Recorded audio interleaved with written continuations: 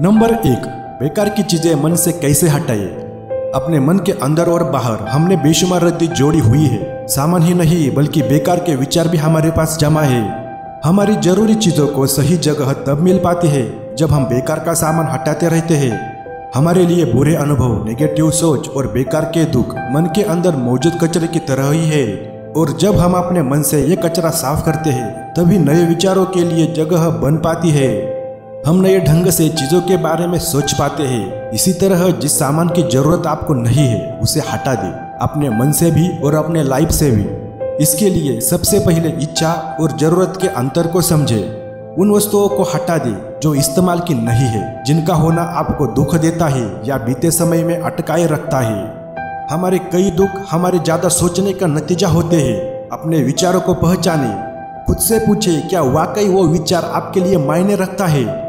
अगर नहीं तो उन्हें धीरे धीरे हटाते चले और नए आइडियाज अपने लाइफ में इम्प्लीमेंट करें। Number 2, comfort zone. सफल होने के लिए हमें अपने सुरक्षित दायरों से बाहर निकलना पड़ता है। अगर हम वही करते रहेंगे जो अब तक करते रहे हैं तो हम अपनी लाइफ में कभी कुछ बदल नहीं पाएंगे। अपने सोच के दायरों को बड़ा करने पर ही हम ये जान पाते हैं कि पहले जो चीजें हमें बहुत जरूरी लगती थी असल में वो उतनी जरूरी नहीं है। हम जब आगे बढ़ने की कोशिश करते हैं तभी हमें आगे बढ़ने के मौके भी मिलते हैं, लेकिन हम हमेशा अपने डर की ही सुनते हैं और खुद को अपने कंफर्ट जोन में रखना पसंद करते हैं। ऐसा करने से हम खुद को नए मौके से दूर कर देते हैं। हमारा जीवन कई अनुभवों और सबक से होकर गुजरता है। जितनी जरूरी मंजिल है उतनी ही महत्वपूर्ण यात्रा भी है। हमें अपने मंजिल और यात्रा दोनों को प्यार करना चाहिए और अपनी हर अधूरी और पूरी कोशिश को एक्सेप्ट करना चाहिए। नंबर 3, गीता में लिखी ये बात हमेशा याद रखना। भगवत गीता में श्री कृष्ण ने कहा है, कर्म का फल आपको उसी तरह ढूंढ लेगा जैसे कोई बछड़ा सैकड़ों गायों के बीच अपनी माँ को ढूंढ लेता है। इस बात का अर्थ बस इतना ही है कि हमारे कर्म आज नहीं तो कल हमें ढूंढ ही लेते हैं।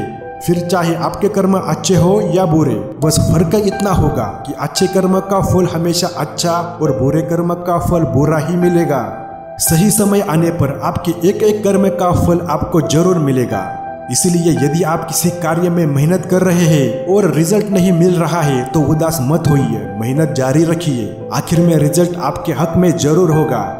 और यदि आप किसी काम को करने में चोरी करेंगे तो उस काम का रिजल्ट भी आपको कभी सही नहीं मिल पाएगा। सिर्फ सफलता के लिए ही नहीं बल्कि अपने जीवन में भी हमेशा अच्छे कर्म ही करें। नंबर 4, जब मुश्किल वक्त आए तो ये बात याद रखना। मार्टिन लूथर किंग जूनियर ने कहा था, असल आदमी की पहचान तब नहीं होती जब सिचुएशन उसके अनुकूल होती है, बल्कि उसकी पहचान तब होती है जब वो चुनौतियों और परेशानियों के बीच खड़ा होता है। अपनी चुनौतियों को अवसर में बदले।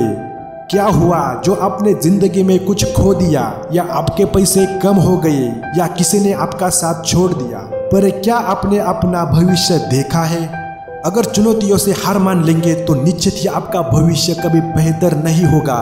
लेकिन अगर आप अपनी परेशानियों से आगे बढ़ने की सोच रखेंगे और जिंदगी में आने वाली हर चुनौतियों का सामना करने की कोशिश करेंगे तो हो सकता है कि आने वाला कल आपके आज से बेहतर हो। इसीलिए जिंदगी में आने वाली किसी भी प्रॉब्लम से घबराकर खुद को पीछे ना करें। कुछ समझ ना आए कि क्या करना है तो दूसरों से सलाह ले और फिर कोई फैसला ले। नंबर 5, कल क्या होगा। हम अक्सर उन चीजों के बारे में ज्यादा सोचते हैं जो शायद ही कभी हमारे लाइफ में होती है।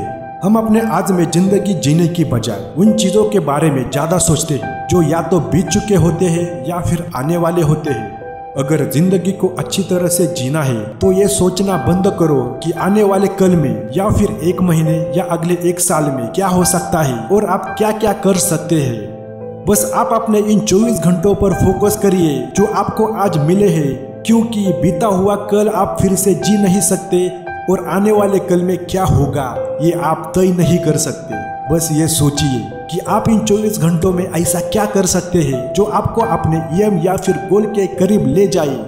मुझे उम्मीद है आपको ये वीडियो अच्छी लगी होगी।